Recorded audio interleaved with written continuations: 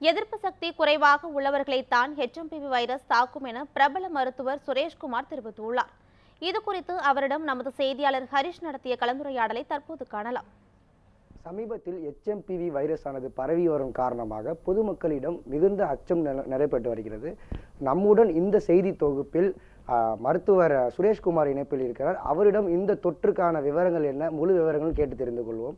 Sir வணக்கம் sir. Sir, இந்த தொற்றால் மக்களுக்கு எந்த அளவுக்கு பாதிப்பு ஏற்படும், தாக்கம் ஏற்படும், அவங்க எந்த அளவுக்கு முன்னெச்சரிக்கையாக இருக்கலாம்னு கொஞ்சம் சொல்லுங்கள் சார். இந்த HMPV வைரஸ்னால மக்களுக்கு பெரிய அளவில் பார்த்தா தொற்று ஏற்படுறதுக்கான வாய்ப்புகள் கம்மி. ஏன்னா இந்த வைரஸஸ் நாங்கள் கிட்டத்தட்ட ஒரு 15-20 வருஷமாக பார்த்துட்டு இருக்கோம். இவன் அது 2001 கண்டுபிடிச்சாலும் இதுக்கான டெஸ்ட் அவைலபிலிட்டி ஒரு 10-15 வருஷமாக நம்ம ஊரில் இருக்குது. அதனால நாங்கள் மாதத்துக்கு ஒரு கேசஸ் 2 கேசஸ் பார்க்குறோம். ஸோ ரொம்ப சீரியஸாக வரதுக்கான வாய்ப்புகள் கிடையாது. மற்றவங்க தாக்கிறதுக்கான வாய்ப்புகள் ரொம்ப கம்மியாக தான் இருக்குது. ப்ளஸ் இதனால் பார்த்தா ஒரு பெரிய லெவலில் கோவிட் மாதிரி கொரோனா மாதிரி வரதுக்கான வாய்ப்புகள் மிக மிக மிக குறைவு. சரியா? அதனால் பயப்பட தேவையில்லை சார். அது மட்டும் இல்லாமல் பொதுவாக பார்த்திங்கன்னா குழந்தைகள் மற்றும் முதியவர்களுக்கு எதிர்ப்பு சக்தியானது கம்மியாக இருக்கும். அவங்க இந்த தொற்றுக்கு எந்த மாதிரியான முன்னெச்சரிக்கைலாம் இருக்கலாம், எந்த மாதிரி விஷயம் பண்ணலாம், எந்த மாதிரி விஷயம் பண்ணக்கூடாது, அதை மட்டும். யூஸ்வலாக இந்த நோயோடைய தாக்கம் மெயினாக எதிர்ப்பு சக்தி குறைவானவங்களுக்கு கொஞ்சம் சீரியஸாக நிமோனியா மாதிரி வரதுக்கு சான்சஸ் உண்டு. அதர்வைஸ் மோஸ்ட் ஆஃப் த பீப்புளுக்கு சிம்டமேட்டிக் சிம்டமே எதுவும் இருக்காது. டெஸ்ட் பண்ணி பார்த்தா தான் கண்டுபிடிக்க முடியும். அப்படி இல்லைன்னா லைட்டாக அந்த ப்ராங்கியோலைட்டிஸ்ன்னு சொல்லுவாங்க, ஒரு மாதிரி வீசிங் மாதிரி வரதுக்கு வாய்ப்புகள் உண்டு. இந்த நிமோனியா சளி வயதானவங்களுக்கும் இம்யூன் சிஸ்டம் கம்மியாக இருக்கவங்க குழந்தைங்களுக்கு வரதுக்கு. ஸோ அதிலேருந்து தப்பிக்கணும்னு சொன்னால் இதுக்கு வேக்சின்ஸ் கிடையாது. க்ரௌடடான பிளேசஸுக்கு போக வேண்டாம். வீட்டில் யாருக்காவது காஃப் கோல்டு ஒரு சிக்காக இருந்தாங்கன்னா அவங்க அவாய்ட் பண்ணுறது பெட்டர். அப்பப்போ கொஞ்சம் கைகள் பார்த்தா கண்ட இடத்துல தொட்டு மூக்கை தொடரக்கூடாது. நம்ம கோவிடுக்கு சொன்ன மாதிரி தான் அங்கங்கே வாஷ் பண்ணக்கூடாது, ஃபேஸை ஹேண்டில் பண்ணக்கூடாது, ஃப்ரீக்வெண்ட் ஹேண்ட் வாஷிங் பண்ண வேண்டியிருக்கும். இந்த மாதிரி சின்ன சின்ன விஷயங்கள் பண்ணாவே அவாய்ட் பண்ணிடலாம்.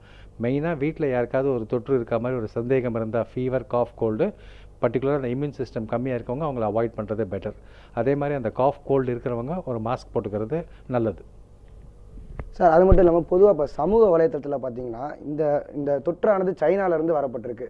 ஸோ அதனால் என்ன சொல்கிறாங்கன்னா, அந்த கொரோனாவை பேஸ் பண்ணி சொல்கிறதுனால அந்த கொரோனாவுக்கும் இந்த தொற்றுக்கும் என்ன வேறுபாடு இருக்குமா, அதே மாதிரி வலு எடுக்குமா, இல்லை வலு கம்மியாக இருக்குமா? இந்த வைரஸ் முதல்ல கண்டுபிடிச்சது நெதர்லாண்ட்ஸா.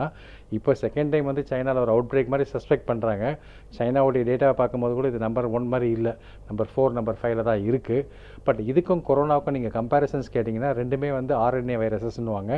ரெண்டுமே நுரையீரலில் தாக்கலாம், இல்லை அந்த மூச்சுக்குழாயை தாக்கிறதுக்கான வாய்ப்புகள் உண்டு.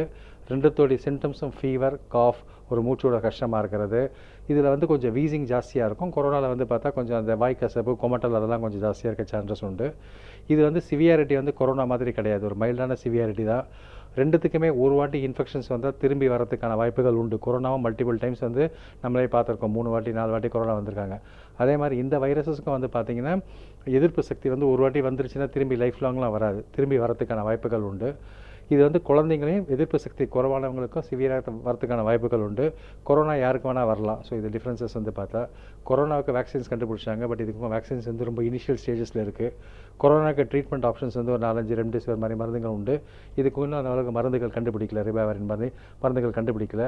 பட் குட் நியூஸ்ன்னு சொல்ல போனால் இது கொரோனா அளவுக்கு வேகமாக பரவாது, அவ்வளோ சீரியஸாகவும் தாக்காது. அதோட எண்ணிக்கை ரொம்ப கம்மியாக தான் இருக்குது. இதை புது வைரஸும் கிடையாது. நாங்கள் கிட்டத்தட்ட 15-20 வருஷமாக பார்த்துட்டு இருக்க வைரஸ் தான்.